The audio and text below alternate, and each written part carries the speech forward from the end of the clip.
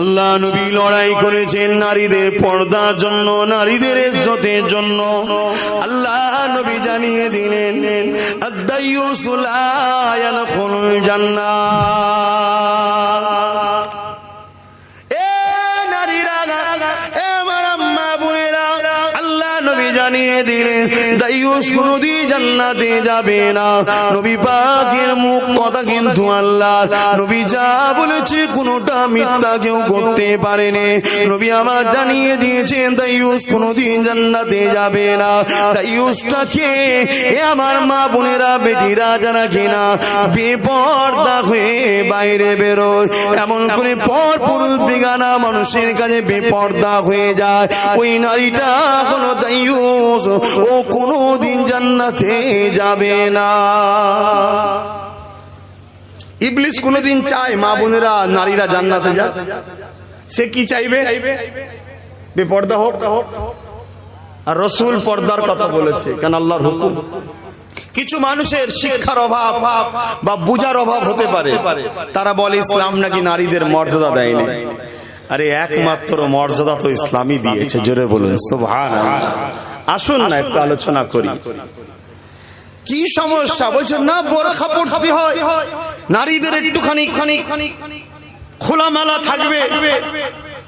ইসলাম বলেছে নারীদের ঘরে আমি খোলাওয়ালা কলা বানিয়েছি, খোলা ছাড়া বানাইনি। বাজারে যাবেন, একটা খোলা ছাড়ানো কলা আছে, একটা খোলাওয়ালা কলা আছে। খোলা ছাড়ানো রয়েছে আর খোলাওয়ালা আছে। খোলা ছাড়ানোর দাম 10 টাকা ডজন, আর খোলাওয়ালার দাম হচ্ছে 60 টাকা ডজন। খোলা ছাড়ানোর দাম 10 টাকা ডজন। আপনি কোনটা নেবেন? কেন ভাই? 50 টাকা কম পাবেন, তার ভেতর আপনি তো ঘরে গিয়ে খোলাটা খাবেন না তো, আবার ঘরে জঞ্জাল হবে, সেই ফেলতে হবে। ছাড়ানো রয়েছে, নেন না, এতে পোকা মাকড় পড়েছে, ধুলোবালি পড়েছে। আমার আল্লাহ চাই না আমার মা বোনেরা যখন বাইরে বেরোই, রাস্তাঘাটে বেরোই, ওই পোকা মাকড় মার্কা কিছু মানুষ যেন তাদের গায়ে না বসে, নোংরা কোনো যেন না বসে তাদের গায়ে। তাই আমার আল্লাহ তাদেরকে খোলা দিয়ে ঢেকে রেখেছে, জোরে বলুন সুবহানাল্লাহ। আমেরিকার খ্রিস্টান ধর্মের গির্জাগুলোই এক ধরনের নারী থাকে যারা সর্বসময় পুরো নিজের শরীরকে ঢেকে রাখে, কোনো পরপুরুষ তাদেরকে ডাকে না, সব সময় ঢেকে রাখে। আমেরিকার ধর্মের লোকেদের বিশ্বাস, খ্রিস্টানদের, যে ওইগুলো হলো আমাদের পবিত্র নারী, যাই জন্য তাদেরকে ঢেকে রাখা হয়। ইসলাম বলছে শুধু ধর্ম স্থানে থাকলেই পবিত্র হবে কেন? আমার নজরে আমার প্রত্যেকটা সৃষ্টি মেয়ে তারাই পবিত্র, তাই আল্লাহ বলেছে তোমরা সবাই ঢেকে রাখো, জোরে বলুন সুবহানাল্লাহ। কথা বুঝে আসছে বাপ?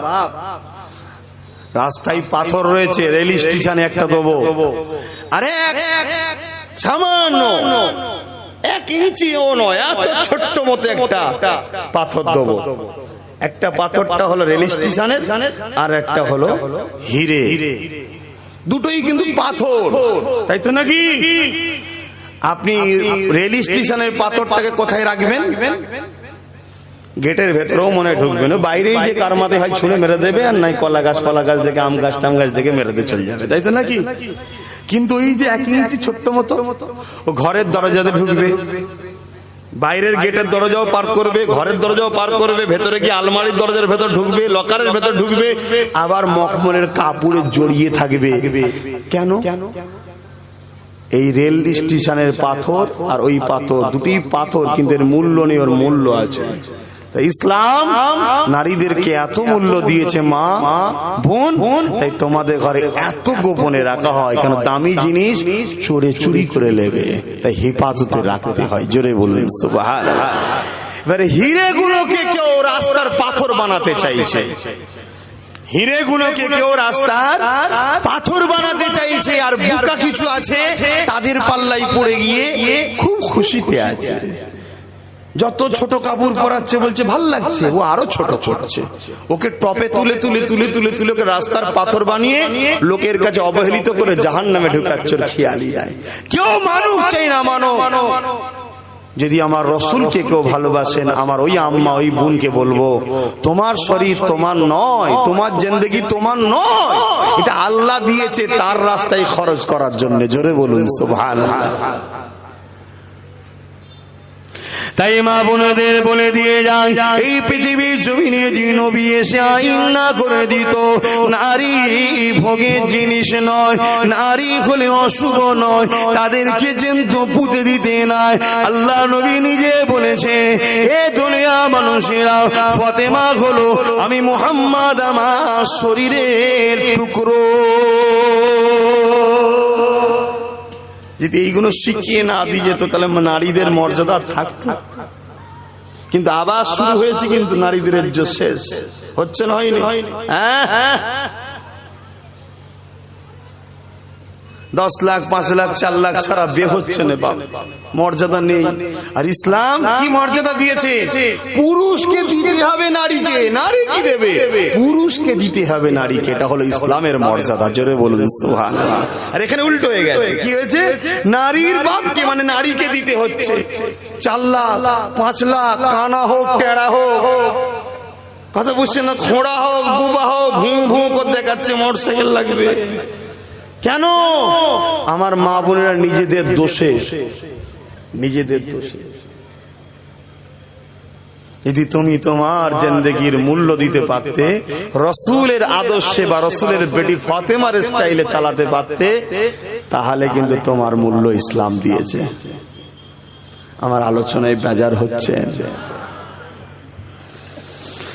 আরে দুনিয়া মানুষেরা, এ নবী পাকে প্রেমিকেরা, কে চাও তার আম্মা জাহান্নামে যাক, কে চাও তার স্ত্রী জাহান্নামে যাক, কে চাও তার বেটি জাহান্নামে যাক, কে চাও তার বোন জাহান্নামে যাক? যদি তোমরা না চাও, আমি কি করে চাইতে পারি? তুমি যদি আমার ভাই হও, তোমার আম্মা তো আমার আম্মা হয়। তুমি যদি আমার ভাই হও, তোমার বোন তো আমার বোন হয়। তাই শিক্ষা দিয়েছি ছেলে হিসাবে মায়েদেরকে, তাই শিক্ষা দিয়েছি ভাই হিসাবে বোনেদেরকে। পরিবর্তন হয়ে যায়। এই দুনিয়া আপনাকে লোভ দেবে, টোপ দেবে, 10,000 20,000 টাকা দেবে, বাইরে বার করাবার প্ল্যান করবে, বেপর্দা করা ষড়যন্ত্র করবে। তাদের প্রয়োজন হয় 1000 2000 করে টাকাও তোমার পিছনে খরচ করবে, তোমাকে বাইরে বার করতে চাইবে। তুমি বাইরে যেই বেরোবে, বেগানা পুরুষের লাইনে তোমায় দাঁড়াতে হবে, বেগানা পুরুষের পাশে তোমায় বসতে হবে, বেগানা পুরুষের দ্বারা তোমাকে ফর্ম ফিল আপ করাতে হবে, বেগানা পুরুষ তোমাকে বলবে ভাবি মুখটা দেখি। এইভাবে আস্তে আস্তে দুনিয়ার বুকে তোমাকে আল্লাহ থেকে সরিয়ে সরিয়ে শয়তানের কোলে তুলে দিবা, শয়তানের ছেলেরা চেষ্টা করছে। এইভাবে দুনিয়া তোমাকে আল্লাহর জান্নাত থেকে টেনে টেনে জাহান্নামের দিকে নিয়ে যাবার চেষ্টা করছে। আমার মা বোনেরা, সংসারে যদি অভাব হয়, মনে দুঃখ করে না গো। দুনিয়ার জমিনে একটা মেয়ের কথা বলি শোনো, যার আব্বাকে আল্লাহ কোন জাহানের বাদশাহী দান করেছিল, যার আব্বার জন্য আল্লাহ 7টা না 8টা জান্নাত তৈরি করেছে, যার আব্বাকে আল্লাহ কোন জাহানের বাদশাহী দান করেছে, কে তিনি? খাতুনে জান্নাত ফাতেমা।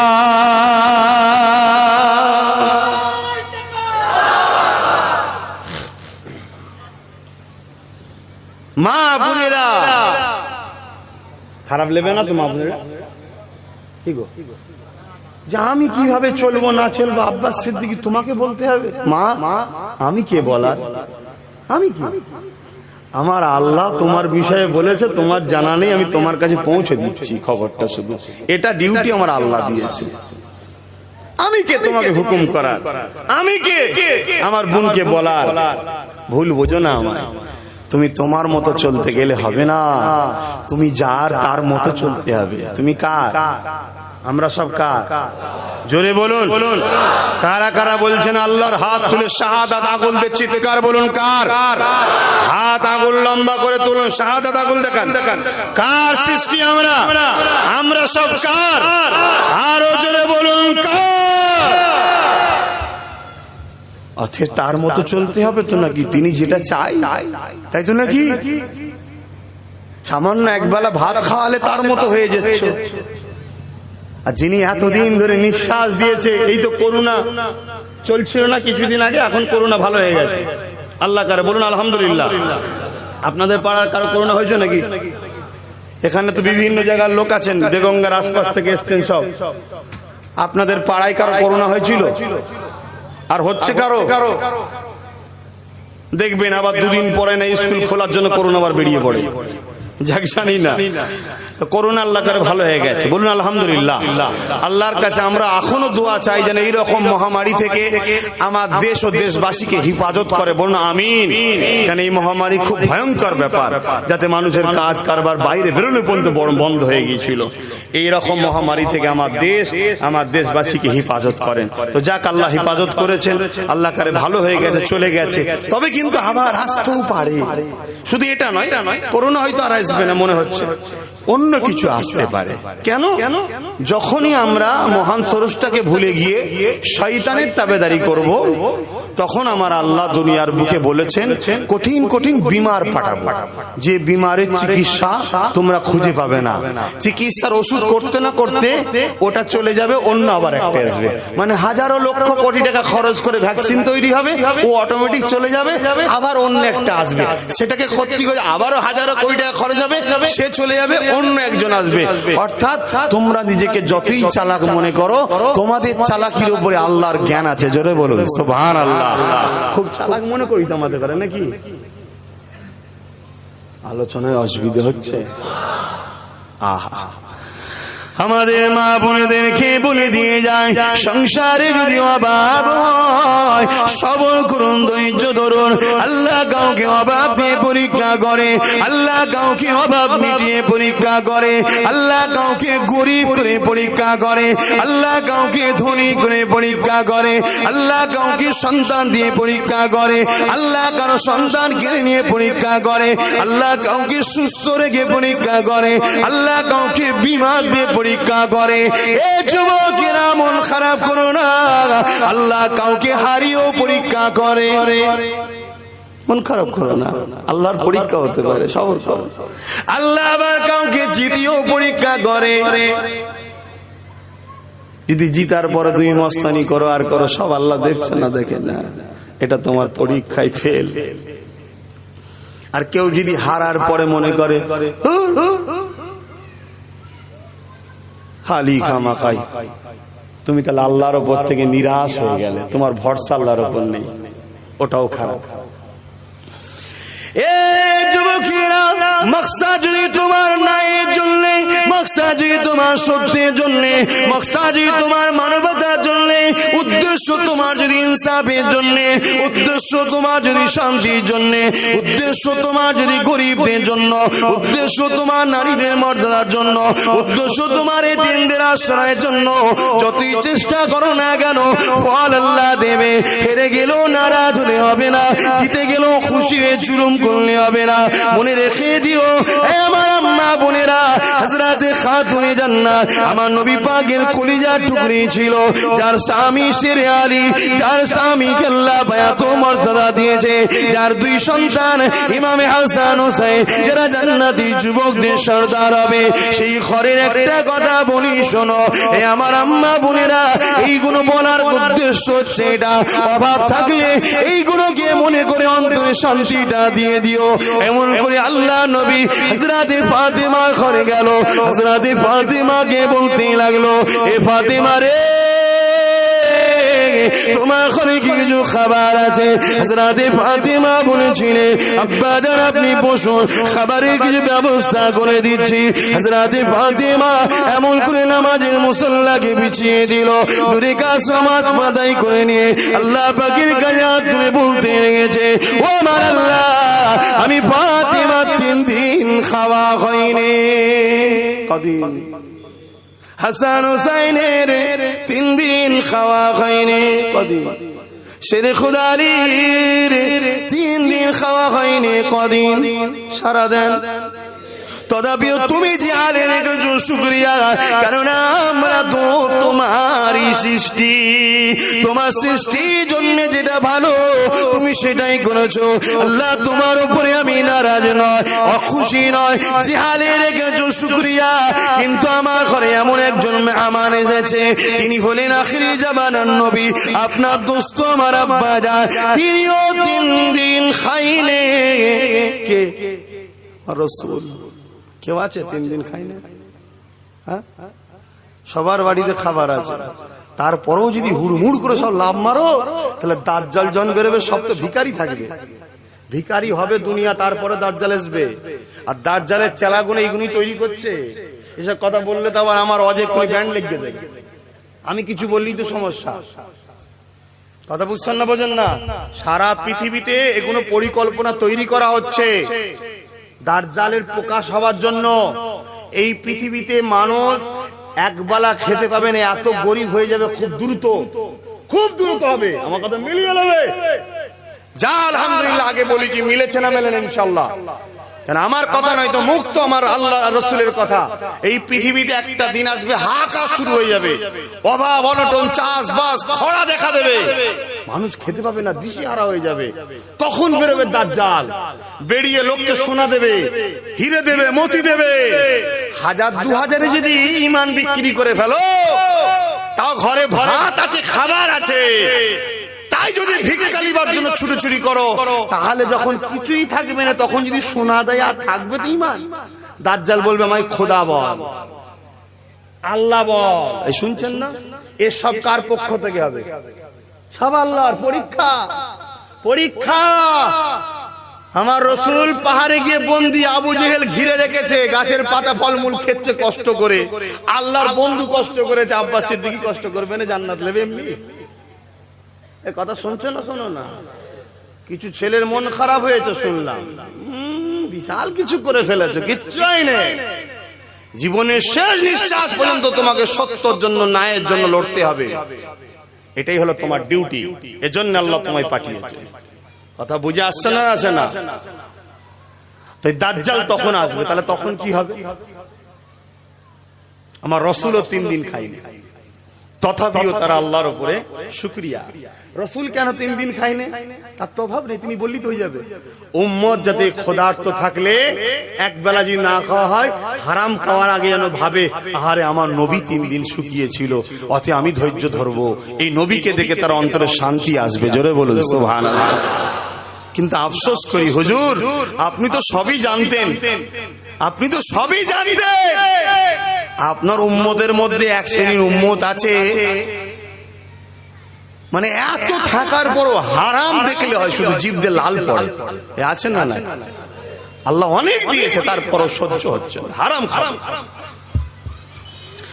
মা বোনেরা, বিদায় নেব তার আগে বলে দিয়ে যায়, আরে আমার রাসূলুল্লাহর বেটির ঘরের খবর তো নিলে 3 দিন ঘরে খানা না।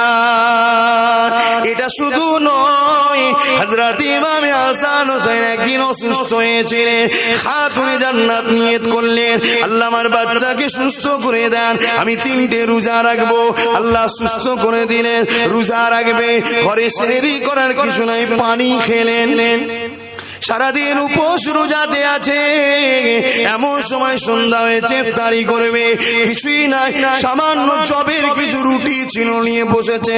এমন সময় এক ফারিস্তা মানুষের সুরাত ধরে এসেছে, ও খাতুনে জান্নাত, আল্লাহ নবী নাদি, আল্লাহ নবীর কলিজার টুকরি, আহলে রাসূলদের ঘর থেকে কেউ খালি হাতে ফিরে যায় না। আমি কয়েকদিন ক্ষুধার্ত রয়েছি, আমাকে কিছু খাবার দেন, এটা পরীক্ষা ছিল। তাই সঙ্গে সঙ্গে খাবার দিয়ে দিল, পানি খেয়ে ইফতার করলে।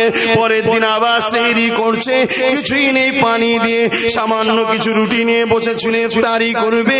এমন সময় একজন মুসাফির এসে গেল, আমি কয়েকদিন ক্ষুধার্ত রয়েছি, কিছু খাইনি, আমাকে ফিরিয়ে দেবেন না, কিছু খাবার দেন। খাবারটুকু তিনাকে দিয়ে দিল, আবার পানি দিয়ে ইফতার করলো। এইভাবে 3 দিন আবার সেহরি ইফতারে শুধু পানি খেয়ে রোজা খুলেছে। শুধু ফাতেমা নয়, ইমামে হাসান হোসেন রোজাও রেখেছিল, সেরে আলীও রোজা রেখেছিল।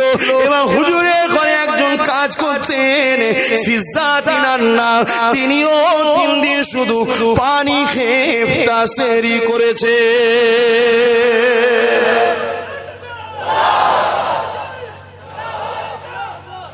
আমার মা বোনেরা, সামান্য অভাবে চলে যাবেন না।